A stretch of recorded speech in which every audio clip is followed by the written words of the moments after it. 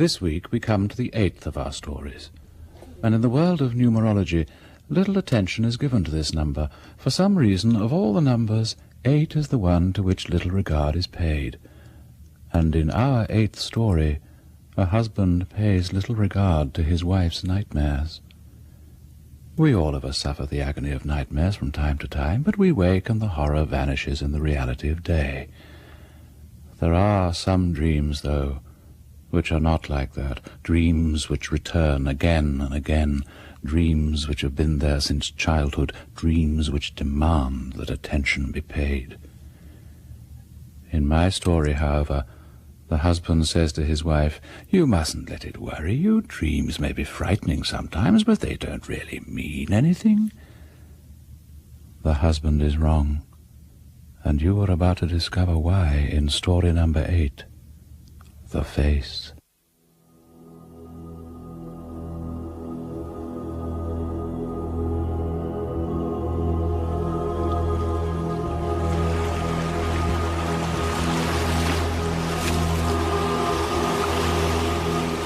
Penny for them. What did you say? I said a penny for your thoughts. You've been staring out of that window for at least 10 minutes. I might just as well be back in Hammersmith. I'm sorry. Are you all right? I'm fine. You're very pale. Is it the heat? It simply has no effect on me. Richard hates it. He says he can never understand how he came to fall in love with a salamander. There's nothing wrong between you. How do you mean? Wrong between you and Richard. Celia, just because I happen to stare out of the window for a few minutes doesn't mean my marriage is on the rocks.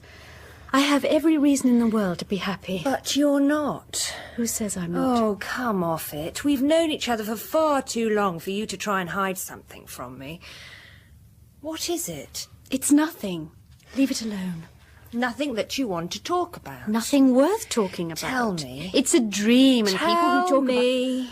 Oh, it's not worth talking about. You never know. Dream or nightmare? Both. Do you really want to hear it? Of course I do. Well, it's a dream I often used to have as a child. I haven't had it for years, but last night it came back again. There's nothing particular about the dream itself, but the way it used to be was that the night after I'd had that dream, there would be another one. A real nightmare. And I used to scream out loud in my sleep. It's 10 years since I last had that dream, and now the first dream, the warning dream, has come again. I'm dreading what's going to happen tonight. What happens? Can you remember? Every detail. But I'll tell you about the first dream so you'll understand. It's quite harmless, really. I'm walking on a sandy cliff covered with short down grass. I'm about 20 yards from the edge, and I can hear the sea below. There's a path which I follow which goes steadily upwards, and there are always stiles which I have to climb over. There are sheep grazing, but I never see another human being. It's early evening, and I have to hurry because there's someone who's waiting for me, someone who's been waiting not just for a little while, but for many years. And there, in front of me, there's a little wood where the trees have grown crooked from the wind off the sea, and I know that my journey is nearly over, that this person, whose name I do not know, is waiting for me somewhere close at hand. I have to walk through these trees. The boughs almost roof in the path from the sky. It's like walking through a tunnel. And then the trees start to thin out, and I can see the grey tower of a church, which stands all by itself. Around it is a graveyard, which has not been used for a long time. The main body of the church, between the tower and the edge of the cliff, is in ruins, roofless, with gaping windows and ivy growing round them. Then what happens? That's all. That's all there is. You mean it always stops there? Always. I used to dream it over and over again when I was a child. And always exactly the same? Yes, except that last night something was different. It was as if, in the years since I last had the dream, the church and the graveyard had changed. The edge of the cliff had come nearer to the tower. It was within 2 or 3 yards of it, and the whole body of the church had gone over into the sea. There was just one broken arch still standing. There's nothing particularly frightening in that. I've had much worse dreams. I told you there's nothing frightening in the first dream. It's in the one that follows that the horror begins. What happens? It isn't so easy to describe. Partly because my mind keeps trying to shut it out, I suppose. I try to tell myself if I don't think about it, it won't come. But it always does. At least, it always used to. But you aren't a child anymore. Perhaps it won't be the same. It's not like any ordinary nightmare. I'm walking at the foot of the... Darling, I'm home. Oh, Lord. There's Richard. I don't want to talk about it in front of him. He'd think I was going soft in the head. Look, I'll give you a ring tomorrow. This heat's a scandal. An abomination. Celia, hello. Lovely to see you. It's all right, Richard. Don't bother to be polite. I'm just going. Hello, darling. Hello. I'm on my way out. Bye, Hester. Bye. I'll ring you if I don't hear from you. Bye, Richard. Hi, Celia. What sin have we committed that Providence should frizzle us up in a frying pan? Let's thwart Providence, Hester. I'll whisper so that he won't hear. Let's drive out and have a quiet, cool dinner somewhere along the river. The very thing. I'm sure Providence didn't hear us. I'll go and change. Oh, any letters for me? 2 or 3. They don't look very interesting. Receipted bill. Circular begging letter. Dear Sir or Madam. Cheek. Asking me to subscribe to something without bothering to ascertain my sex. Private view. 17th century portraits at the Walton Gallery. Hester, do you want to go to a private view at the Walton? I've got meetings all day. Somebody said that there were some Van Dycks that had never seen the light of day. When is it? Friday. I might go with Celia. She rather cares for that kind of thing. Oh, I'll leave the card on the tray. That was a marvellous meal, darling, I must say. Sometimes you have the most wonderful ideas. Good food, good wine, and a fresh breeze off the river. It even feels cooler in here. Well, we'll keep the windows open. Well, I'm going straight to bed. I'm too sleepy even to take my makeup off. I'll be with you soon. But there's a few things I've got to check in these accounts first. Before tomorrow. Must you? I won't be long.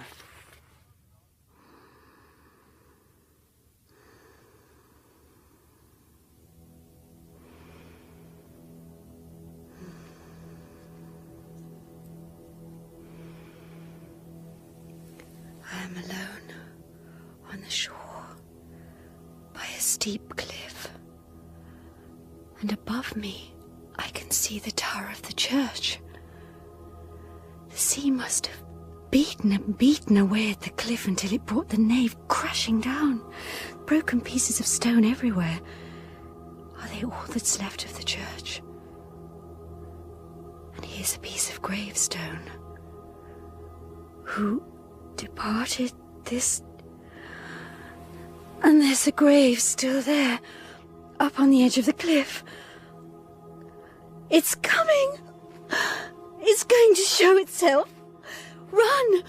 Run! I can't move. I can't move. Try not to look.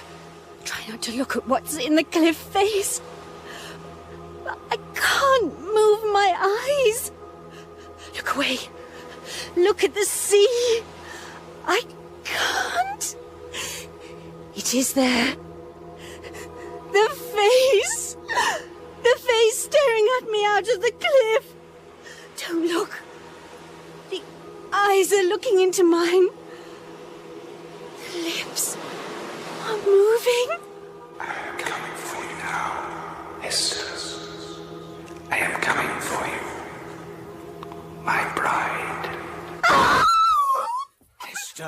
Hester, my darling, what is it? What's the matter? Wake up! Keep him away! Keep him away! What are you going on about? There's no one here. It was just a dream. It was a dream, just as it always was. Oh, I'm so frightened. He said he would come. Who said he would come? Dreams may frighten you sometimes, but they don't really mean anything. They can't harm you.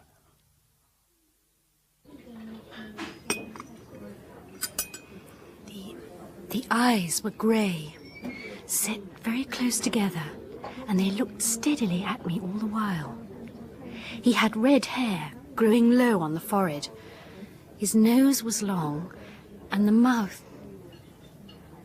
On one side, it was almost beautiful and very sensual.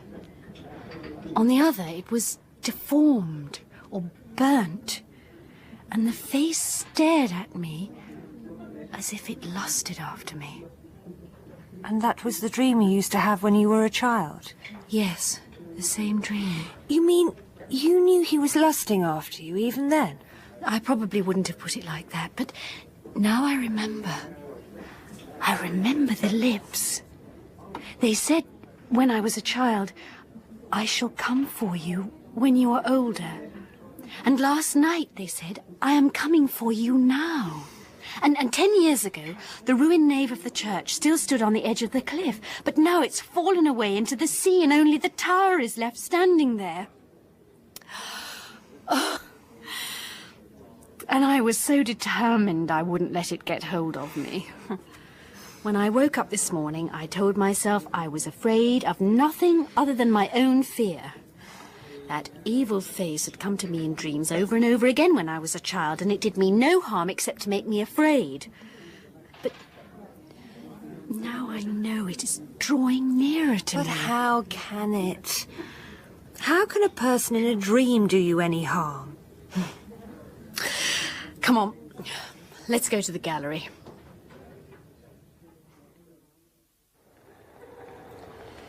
Sir Charles Cotterell, by William Dobson. He's very red in the face. Who's the girl who's falling out of her dress? That, my dear, is the Duchess of Portsmouth. No question about the secret of her success. She must have been lovely, though. And who are the couple over in the corner? Sir Arthur and Lady Ferguson. They look as if they've just had one hell of a row and the painter caught them before they'd had time to put their faces straight. They couldn't possibly have wanted to be painted looking like that. Richard said there was supposed to be some Van Dykes. Where are they? Oh, room 3. Just through here.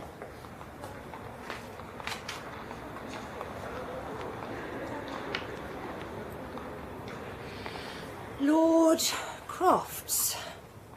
What a superbly aristocratic nose. Oh! What is it? What's the matter? You look as if you've seen a ghost. Whose portrait is that? The man with the red hair?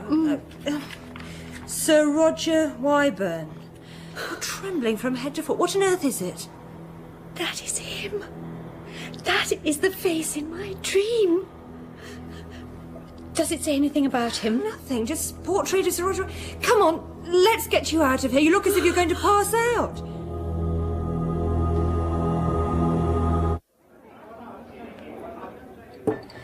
One large gin and tonic. Thanks. Oh. God, I'm sorry to make such a fuss. How stupid. You're certain it was the same? You can't be mistaken about a face that's haunted you all your life.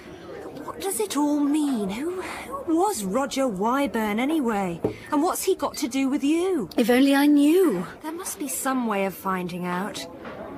I've a friend who sometimes does research for writers. He might be able to help. Oh, are you going to be all right? Shall I get you a taxi? I'm meeting Richard at 5 and he's driving us down to the cottage in Rye. We're going to have a golfing weekend. Perhaps fresh air and exercise are what I really need. I am coming for you now, Hester. I am coming for you, my bride. Hester? Hester, Hester, wake up. For God's sake, wake up, Hester. Hester. Is it your dream again? Yes, it. It was my dream. Tell me. Look, I know we haven't been married long, but it's time I knew. I suppose you're right, but you mustn't interrupt. You must just let me tell it.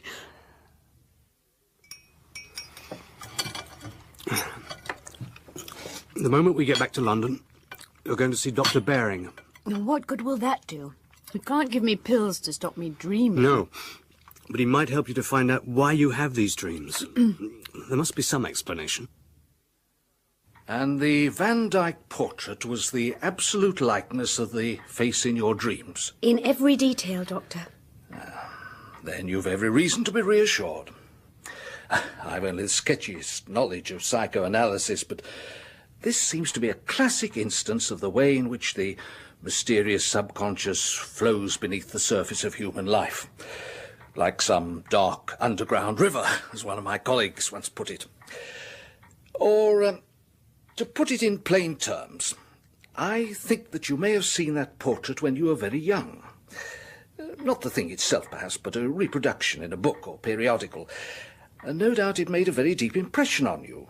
It awoke something in you which your conscious mind immediately suppressed, so the terror it inspired in you could surface only in dreams. But why should it come to the surface now? Oh, who knows, my dear Hester, who knows? Everything's all right between you and Richard, I suppose? What do you mean? Oh, you know, everything. Oh, yes. No problems in that direction. Good, good. Glad to hear it. Well, Hester, I don't find anything at all to be alarmed about. You're a perfectly healthy young woman. But you are run down, and I suspect that's the cause of the trouble. The return of your childhood nightmare isn't a cause, but more likely a symptom. What you need is a change of air. But surely, Doctor... Get out of this airless furnace into some quiet place where you've never been before, that has no associations for you. And don't let Richard come with you. What you need's a complete change. Somewhere on the East Coast, perhaps. Suffolk, Norfolk. Ever been there? Never. My mother's family came from Southwold or somewhere, but I've never been. Sea air, complete idleness. No long walks, no long bathings, short bracing dip and a deck chair by the sea. Cut yourself off completely. And I know just the place. Rushton. A quiet little hotel by the sea, where it's impossible to do anything at all. My dearest darling Richard, bless you for another lovely long letter. There is simply nothing to report about my life here. I loll around in a deck chair all day long, digesting enormous meals and thinking of... What do I think of? I want to say I think of him, but I don't. I can scarcely even remember the details of his face. It's as if something had come between us, as if I was seeing him through glass, as if Richard were a memory of something that had happened a long time ago. Thinking of getting home again. Baring was quite right, though. The treatment is certainly working. No more nightly visitations. No dreams at all, in fact, that I can recall. And every morning I wake to another day. The trouble is that if I go on with this kind of life much longer, I'm going to grow into a mindless noodle and start putting on weight. So tomorrow I shall try a little undemanding exercise, I think. A leisurely walk, perhaps, but not a very long one. Well, madam, you could try going over to Minsborough. There's nothing much to see there now, but it's not far, and it is quite a pleasant walk. It's about a couple of miles. I might manage that. Which way do I go? You see there, just beyond the marsh, that hill with a little wood on top of it? That's where you make for. But I don't know whether you ought to be going out today, madam. It's so close. Feels like there's going to be a storm. I think I'll chance it. I'd be quite grateful for a storm. It's getting so heavy, I might as well be back in London.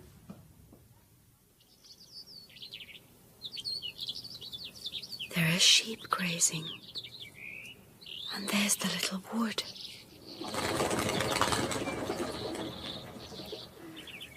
There's There's someone who's waiting for me. Someone who's been waiting for me, not just for a little while, but for many years. The landscape of my dream. Here all the time on the other side of the marsh. The path, the stiles, the wood, and beyond it the church tower. And the trees are like a tunnel all around me, leading me on. And I know that my journey is nearly over. That this person, whose name I do not know, is waiting for me somewhere close at hand. But now I do know his name. Will I find him there, waiting for me? The trees are beginning to thin out, and there is the church tower, and there's only one broken arch between the tower and the cliff edge.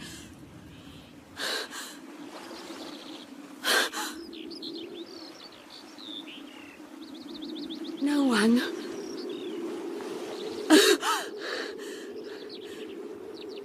No one waiting for me. Only the tower and sea and gravestones crumbling on the edge of the cliff. Is this all that my fear amounts to? Is this what's been pursuing me all these years? It's time to go back. The storm is coming this way.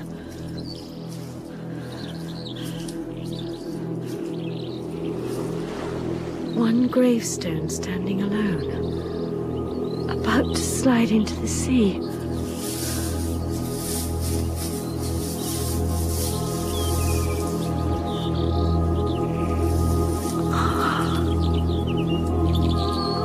Here lies all that was once mortal of Roger Wyvern, Knight.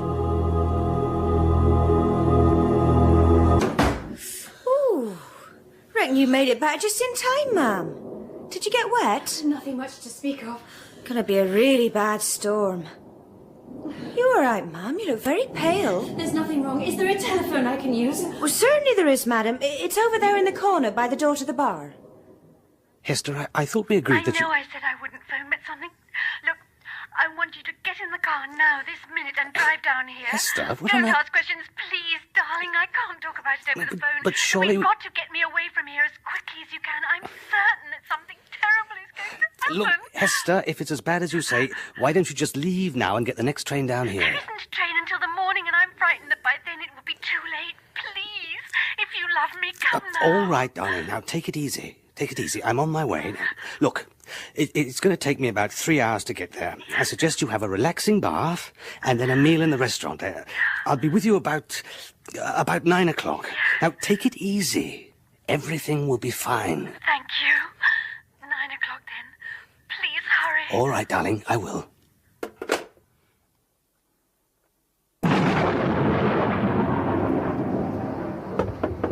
Come in.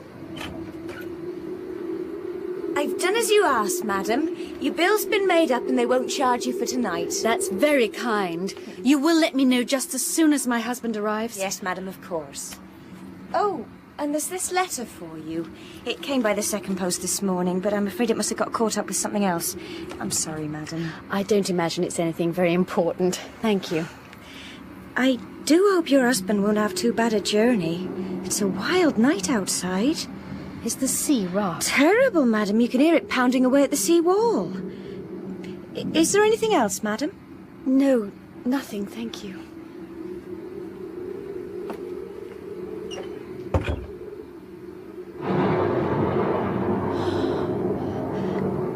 And at Minsborough there's no sea wall. The waves are battering away at the foot of the cliffs, bringing the sand sliding down. And his tomb is on the very edge of the cliff. Get a grip on yourself. Celia's handwriting.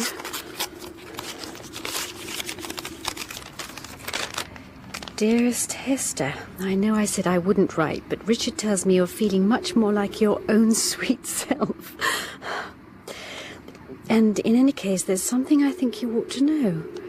I said I'd get my friend to see what he could find out about Roger Wyburn.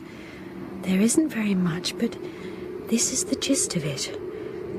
He was at the court of Charles I, but wasn't a very reputable kind of character. There was some sort of scandal concerning one of the Queen's maids of honour, and after that he was distinctly persona non grata at court. And there were more sinister stories about him, hints that he had dabbled in the black arts. As the rumours got nastier, he fled the country and got caught up in the Protestant cause in the 30 Years' War. He was injured at the Battle of Vlotho, wherever that may have been. That was in 1638. The following year, the girl to whom he had been betrothed since childhood came of age. He swore that no one would keep him from his bride, and returned to claim her.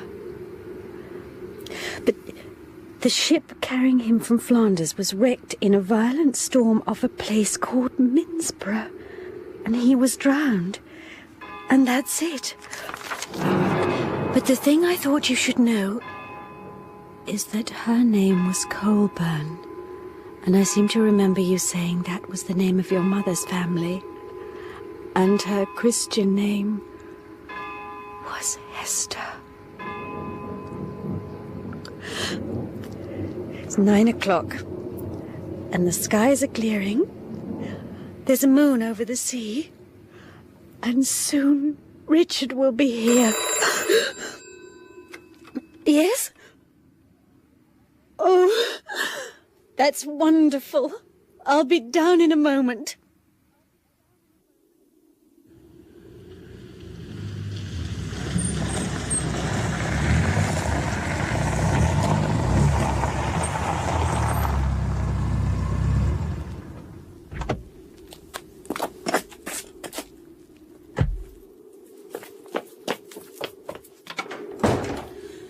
Good evening.